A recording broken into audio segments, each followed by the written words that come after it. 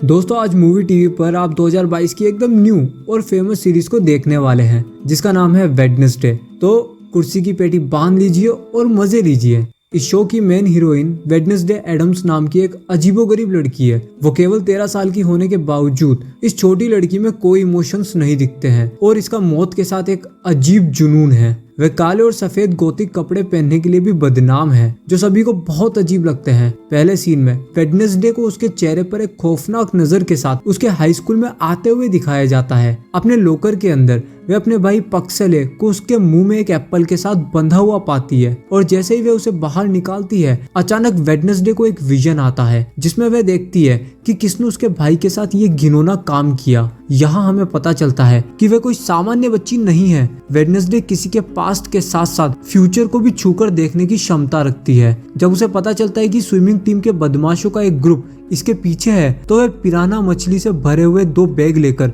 Swimming pool में चली जाती है। फिर वह खून के प्यासे पिराना को पूल में छोड़ देती है। फिर बदमाश लोग अपनी जिंदगी बचाने के लिए डरावनी स्थिति में तैरते हैं। वेडनेसडे ये क्लियर कर देती है कि उसके अलावा कोई भी उसके भाई को परेशान नहीं कर सकता। अगले सीन में चले तो हमें वेडनेसडे के पापा मम्मी मोर्टेशिया और गोमेज से मिलवाया जाता है। दोनों अपनी बेटी की हरकतों से तंग आ चुके हैं और उन्होंने उसे सबसे फेमस नेवरमोर अकेडमी भेजने का फैसला किया है। ये पता चला है कि इस अकेडमी में सभी स्टूडेंट्स के पास सुपरनेचुरल एबिलिटीज है और उन्हें यह सिखाया जाता है कि उन्हें कैसे कंट्रोल किया जाए। मोर्टेशिया और गोमेज भी उसी अकेडमी के पुराने स्टूडेंट है जो साबित करता है कि उनके पास भी सुपर पावर्स है। इस बीच एक हाइकर नेवरमोर अकेडमी के पास जंगल के जरिए अकेले यात्रा पर निकलता है। दुर्भाग्य से कुछ ही मिनटों के बाद एक अजीब क्रिएचर उस पर हमला करता है और उसे खत्म कर देता है। लोकल शेरिफ बाद में कटे फटे शरीर को ढूंढता है और उस एरिया का सर्वे करना शुरू करता है। हैरानी की बात है हम देखते हैं कि ऐसा भयानक मर्डर पहली बार नहीं हुआ है। हाल ही में इसी तरह की कई घटनाएं हुई है। बाद में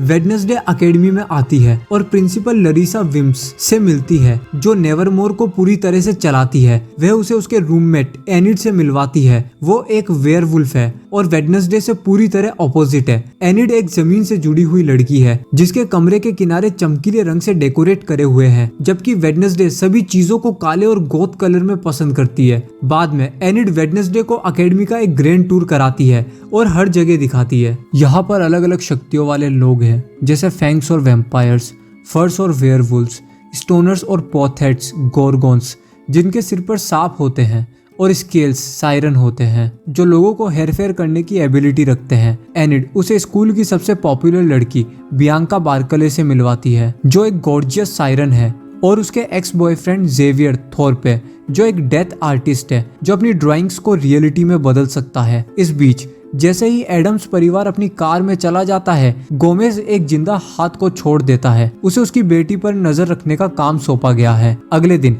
वेडनेसडे तलवारबाजी की क्लास में शामिल हो जाती है जहां उसे इम्प्रेसिव बियांका के खिलाफ खड़ा किया जाता है। थोड़े आगे पीछे होने के बाद लड़कियों के पॉइंट्स बराबर हो जाते हैं, इसलिए वे अपने मास्क हटाने का फैसला करती है और तब तक लड़ती है जब तक किसी का खून पहले नहीं निकल जाता। जल्द ही दोनों में एक ब्रूटल लड़ाई छिड़ जाती है। हालांकि एंड में बियांका जीत जाती है जब वह वेडनेसडे के सर पर एक छोटा सा कट मारती है। बाद में जैसा कि वेडनेसडे बैंडेड लगाकर बाहर निकलती है तो वह एक गिरते हुए पत्थर से लगभग कुचलकर मरने वाली होती है। सौभाग्य से डेथ आर्टिस्ट जेवियर समय पर आता है और उसे रास्ते से हटा देता है। थोड़ी देर के बाद वेडनेसडे अपने कमरे में लौट आती है, लेकिन उसे शक है कि कोई उसे देख रहा है, इसलिए वह कमरे की तलाशी लेती है और एंड में एक हाथ पाती है, यह महसूस करते हुए कि यह उसके पापा मम्मी कर रहे हैं। वेडनेसडे हाथ को उसके प्रति वफादार रहने की धमकी देती है। अगर वो हाथ ऐसा नहीं करता है तो वह उसे एक ड्रॉर में बंद कर देगी। हाथ वफादार रहने की कसम खाता है। वेडनेसडे के पिराना वाली शरारत के कारण उसे जरूरी थेरेपी सेशन के लिए जाना पड़ता है, इसलिए प्रिंसिपल लरीसा उसे नेवरमोर के बाहर एक छोटे से शहर जेरिको में अपने थेरेपी सेशन में ले जाती है। वह अपने थेरेपिस्ट से मिलती है लेकिन वो कुछ भी नहीं बताती। इसके बजाय वेडनेसडे के मन में एक और आइडिया है। वह खुद को टॉयलेट में ले जाती है और खिड़की से भाग जाती है। बाहर वह गलती से एक आदमी से टकरा जाती है। अचानक वह एक विजन देखती है जहां वह उस आदमी की मौत को देखती है। भयभीत वेडनेसडे पास में एक कॉफी शॉप में जाती है। वहां उसका सामना शेरिफ के बेटे टाइलर से होता है जो एक बरिस्ता भी है। टाइलर को अपनी एस्प्रेसो मशीन के साथ कुछ मैकेनिकल परेशानी का सामना करना पड़ रहा है। उसकी बुकलेट में सब इटालियन में लिखा हुआ है, लेकिन शुक्र है कि वेडनेसडे को इटालियन पढ़ना आती है। वह डिवाइस को आसानी से ठीक कर देती है और बदले में पास के बस स्टॉप के लिए लिफ्ट मांगती है। लेकिन इससे पहले कि टाइलर जवाब दे पाता, अचानक तीर्थ यात्रियों की कॉस्ट्यूम्स पहने बदमाशों की पलटन स्टोर पर पहुंच जाती है और वो वेडनेसडे को ताना मारने लगते हैं। वेडनेसडे उन्हें नजरअंदाज करने की कोशिश करती है, लेकिन जब वे इसे और नहीं सह सकती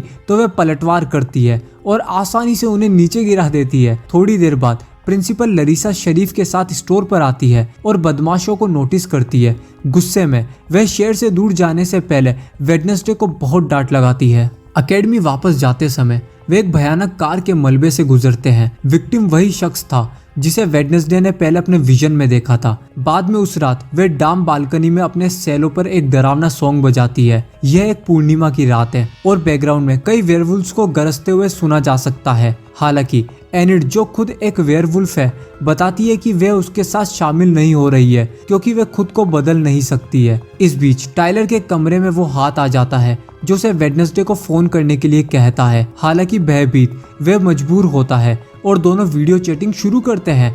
वेडनेसडे टाइलर को अगले दिन हार्वेस्ट के मेले में मिलने के लिए कहती है, यह बताते हुए कि यह मजेदार होगा। हालांकि वास्तव में वह सिर्फ अकेडमी से बचना चाहती है। मेले में हम लरीसा को वेडनेसडे पर एक बाज की तरह नजरें रखते हुए देखते हैं। इसके बावजूद वेडनेसडे किसी तरह टाइलर को पकड़ने में कामयाब हो जाती है और दोनों लगभग उस जगह से भाग जाते हैं। लेकिन तभी वेडनेसडे उसके क्लासमेट रोवन से टकरा जाती है। वह तुरंत जंगल में भाग जाता है और वेडनेसडे ने उसे छुआ तो उसको एक विजन आता है कि रोवन को किसी ने बुरी तरह से मौत के घाट उतार दिया है। उसका दिल पॉजिटिव हो जाता है और वे ये खबर देने के लिए उसके पीछे जाती है। लेकिन इससे पहले कि वे कुछ कह पाती, रोवन अपनी टेलीकिनेसिस एबिलिटी का इस्तेमाल करता है और उसे एक पेड़ के ऊपर सिक्योर करता है। इसके बाद उसने खुलासा किया कि उसकी मम्मी एक शक्तिशाली सीर है और उसने वेडनेसडे को 25 साल पहले नेवरमोर अकेडमी को नष्ट करने की कल्पना की थी। इसलिए रोवन का मानना है कि कुछ भी बुरा होने से पहले उसे मरना होगा। वह फिर उसे टेलीकिनेटिक का इस्तेमाल करते हुए उसका गला दबाकर मारना शुरू कर देता है। लेकिन अचानक एक बड़ा सारा मॉन्स्टर वहां छलांग लगाता है और रोवन को मार देता है और फिर वो हवा में गायब हो जाता है। वेडनेसडे उसके कटे फटे शरीर के पास खड़ी होती है और वह इलस्ट्रेशन को देखती है जो उसकी मम्मी ने बनाया था। इसके तुरंत बाद शेरिफ के इशारे पर पुलिस टीम रोवन के शरीर की तलाशी करना शुरू कर देती है, लेकिन वो लोग उसे ढूंढ नहीं पाते हैं। जैसा कि एक्सपेक्टेड था, शेरिफ रोवन पर हमला करने वाले एक मॉन्स्टर के बारे में वेडनेसडे के बयान पर विश्वास नहीं करता है और सोचता है कि यह एक नेवरमोर स्टूडेंट है। इसके बजाय एक ऑफिसर उनकी बातचीत को रोकता है और सरप्राइजिंगली हम रोवन को देखते हैं जो पूरा जिंदा है। वेडनेसडे जब बाहर आती है तो वह नोटिस करती है कि उसकी roommate Enid PO cup competition, जो कि एक एनुअल बोट राइडिंग गेम है, उसमें बहुत बिजी है। बाद में वह रोवन से बात करने की कोशिश करती है, लेकिन प्रिंसिपल लरीसा उसे बताती है कि रोवन को किसी कारण से निकाल दिया गया है और इसका कारण वो नहीं बता सकती। इसके कारण वेडनेसडे प्लान बी पर लौट जाती है और वो हाथ को रोवन पर नजर रखने के लिए कहती है। इसके बाद सीन रोवन के सामने आता है जो ट्रेन स्टेशन पर है और हाथ उसके पीछे पीछे जाता है। आसपास ध्यान देने के बाद वह चुपके से टॉयलेट में चला जाता है और एक बूढ़े आदमी के रूप में अपना रूप बदल लेता है। दुर्भाग्य से हाथ उसको अब नहीं ट्रैक कर पाता। बाद में बूढ़ा आदमी प्रिंसिपल लरीसा में बदल जाता है। इससे हमें यह पता चलता है कि वह वास्तव में एक शेप शिफ्टर है और किसी कारण से वह रोवन की हत्या को कवर कर रही है। कोई ऑप्शंस न होने पर वेडनेसडे को रोवन की हत्या के सुराग खोजने के लिए जंगल में जाती है। उसके साथ टाइलर भी है जो अपने पापा का पीछा कर रहा है। थोड़ी देर के बाद उसे रोवन का चश्मा मिलता है और जैसे ही वह उसे उठाती है उसे एक विजन दिखाई देता है। विजन में वह एक पर्पल बुक देखती है जिससे रोवन को ड्राइंग मिली। बिना समय बर्बाद किए वेडनेसडे किताब के बारे में अपनी क्लास टीचर से बात करती है और बाद में पता चलता है कि यह नाइट शेड्स नाम की एक पुरानी ओल्ड स्टूडेंट सोसाइटी से संबंधित थी। हालांकि सोसाइटी लंबे समय से खत्म हो चुकी है। स्कूल के बाद वेडनेसडे किताब को देखने के लिए रोवन के कमरे में घुस जाती है। वह बिस्तर के नीचे एक मास्क मास्क देखती है, लेकिन इससे पहले कि वह यहाँ से जा सके जेवियर आ जाता है। पता चला कि वह रोवन का रूममेट है। वेडनेसडे जल्दी से बेड के नीचे छिप जाती है और ठीक उसी समय बियांका भी अपने एक्स से मिलने आ जाती है। वे उनकी बातचीत सुनती है और जानती है कि बियांका आने वाली बोट राइडिंग कंपटीशन में एनिड को कुचलने की प्लानिंग बना रही है। इसलिए जैसे ही वे अपने कमरे में लौटती है, वेडनेसडे कंपटीशन में शामिल होकर एनिड को मदद करने का फैसला करती है ताकि वे बियांका को मजा चखा सके। अगले ही दिन वेडनेसडे और एनिड कंपटीशन के लिए तैयार है, जैसा कि कोई नियम नहीं है और बियांका इसे अपने एडवांटेज के लिए इस्तेमाल कर रही है। 4 टीमें हैं और गेम यह है कि उन्हें अपनी बोट को डेस्टिनेशन तक लेकर जाना है और वापस आना है। जो भी झील में गिरे बिना फिनिश लाइन पर पहुंचने वाला होता है उसे विनर घोषित किया जाता है। जैसे ही कंपटीशन शुरू होता है, बियांका अपने एक दोस्त की ओर इशारा करती है जो दूसरी नाव में तोड़फोड़ करने के लिए तैयार है। वो दोस्त एक जलपरी बन जाता है और झील में गोता लगाता है और नावों में से एक को तोड़ देता है, जिससे टीम हार जाती है। शुक्र है वेडनेसडे और एनिड तैयार है, इसलिए हाथ की मदद से वे जलपरी को पकड़ने में कामयाब रहे।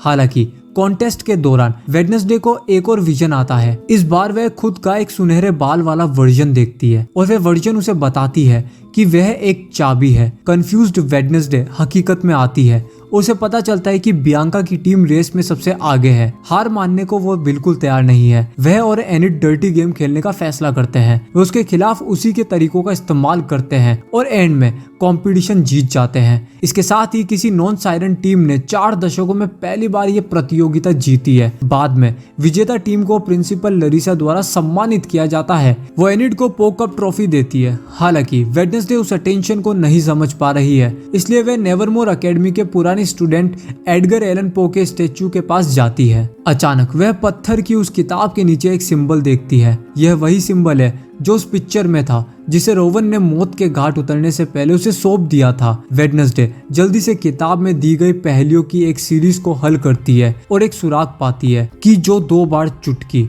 जब वह 2 बार चुटकी बजाती है, अचानक एक सीक्रेट कॉरिडोर खुल जाता है जिससे एक छिपे हुए चैम्बर का पता चलता है। वहाँ वेडनेसडे को सक्सेसफुली रोवन की किताब मिल जाती है जिससे उसने पिक्चर को फाड़ दिया था। वह किताब को अपने बैग में रखती है, लेकिन इससे पहले कि वह आगे बढ़ पाती, किसी ने उसके सिर पर एक काली बोरी फेंक दी। कुछ ही समय बाद जब बोरी को हटा दिया जाता है तो वे खुद को बियांका, जेवियर और कुछ और स्टूडेंट से घिरा हुआ पाती है जो नाइटशेड क्लब के मेंबर्स है। पता चला कि ग्रुप को पहले खत्म कर दिया गया था। प्रिंसिपल लरीसा ने इसे गुप्त रूप से बहाल कर दिया। जेवियर वेडनेसडे को अपने ग्रुप में शामिल होने के लिए बोलता है, लेकिन वे सीधे सीधे मना कर देती है और वहां से चली जाती है। अगले सीन में हम प्रिंसिपल लरीसा को एनुअल आउटरीच डे की घोषणा करते हुए देखते हैं, जहां नेवरमोर के स्टूडेंट्स को सामान्य लोगों के साथ मिलना होगा, जिन्हें नॉर्मीज के रूप में भी जाना जाता है। उनके साथ काम करके जब वे शहर में पहुंच जाते हैं, वेडनेसडे जेवियर को बताती है कि उसके रूममेट का मर्डर हुआ है। उसको नहीं लगता कि रोवन मर चुका है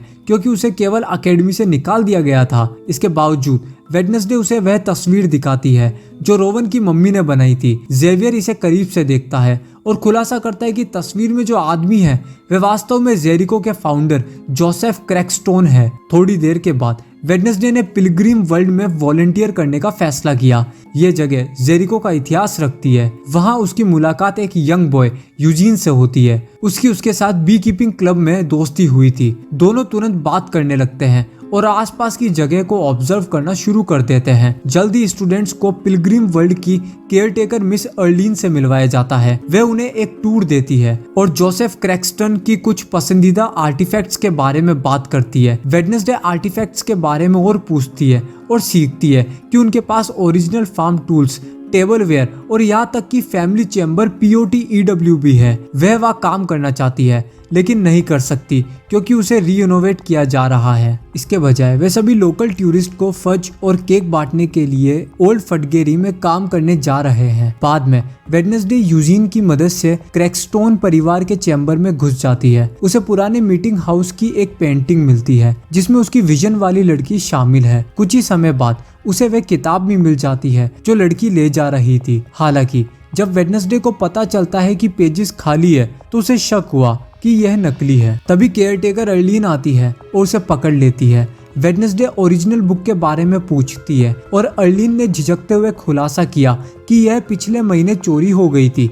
बाद में टाइलर और वेडनेसडे कॉफी शॉप में फिर से मिले। वो जोसेफ क्रैकस्टोन के बारे में पूछताछ करती है और टाइलर ने खुलासा किया कि ओरिजिनल मीटिंग हाउस जो बचा है वह जंगल में है। यह लगभग एक खंडर है और मेथड्स इस जगह का इस्तेमाल क्रैश पैड के रूप में करते हैं। इमीडिएटली वेडनेसडे और हाथ जोसेफ क्रैकस्टोन की जगह की तलाश में जंगल में आते हैं। वे इसे ढूंढते हैं और एक बेघर आदमी के पास आते हैं, लेकिन हाथ उसे पकड़ लेता है और उसे डराता है। क्या बकवास हाथ है ये। वेडनेसडे को अचानक विजन का अनुभव होता है।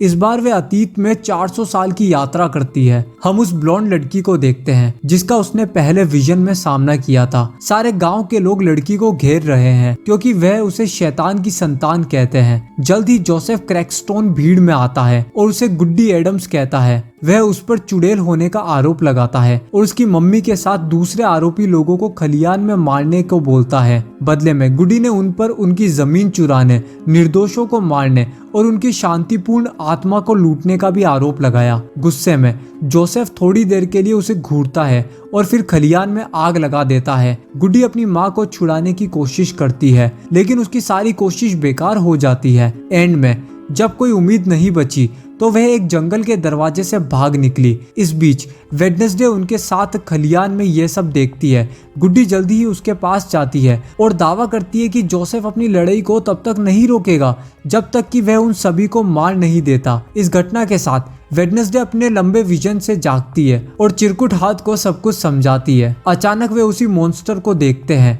जिसने रोवन को मार डाला था। वेडनेसडे बारिश में इसके पीछे भागती है, लेकिन उसे ढूंढ नहीं पाती, इसलिए वह उन फुटप्रिंट्स का पीछा करती है जो अजीब तरह से इंसानों के फुटप्रिंट्स में ट्रांसफॉर्म होने लगते हैं। इससे पता चलता है कि मॉन्स्टर वास्तव में एक इंसान ही है। तभी वह जेवियर के पास जाती है और उसे बताती है कि उसने क्या देखा। वह फुटप्रिंट्स को देखना चाहता है, लेकिन बारिश ने उसे पहले ही धो दिया है। अगले दिन जोसेफ क्रैकस्टोन को समर्पित एक नई स्टेच्यू पे कपड़े को उतारने के लिए हर कोई टाउन में इकट्ठा होता है। वेडनेसडे जेरिको मॉर्चिन बैंड के साथ गाना बजाती है, जबकि मेयर और लरीसा ने स्टैच्यू की घोषणा की। हालांकि मजा तब आता है जब वेडनेसडे के आदेश के अनुसार हाथ स्टैच्यू को आग लगा देता है, जबकि सब डरकर भाग जाते हैं। वेडनेसडे की आंखें इस बदले से चमक उठती है और वह तेजी से सैलो बजाती है। बाद में प्रिंसिपल लरीसा वेडनेसडे पर इस बात के लिए शक करती है कि उसने ही इस घटना को अंजाम दिया। हालांकि उसने कुछ भी करने से इनकार कर दिया और इसके बजाय लरीसा को उस खूनी रेसिस्ट की सच्चाई को एक्सेप्ट करने से भी मना कर दिया जिस पर जेरिको की स्थापना हुई थी। उस रात बेघर आदमी पर मॉन्स्टर द्वारा हमला किया जा रहा है और उसका कैमरा घटना की तस्वीरें लेना शुरू कर देता है। थोड़ी देर के बाद शेरिफ और उसका क्रू जंगल के खंडहरों में पहुंचे और बेघर आदमी को मरा हुआ पाया। वे उसके कमरे पर फुटेज खोजते हैं जो अपराधी के चेहरे को दिखाता है। शेरिफ हत्यारे के चेहरे को देखता है और बुरे सपने से पैदा हुआ एक मॉन्स्टर उसे दिखता है। इस तरह के और वीडियो देखने के लिए सब्सक्राइब करें, नोटिफिकेशन बेल चालू करें और चैनल को मदद करने के लिए वीडियो को लाइक करें। वीडियो देखने के लिए दिल से धन्यवाद।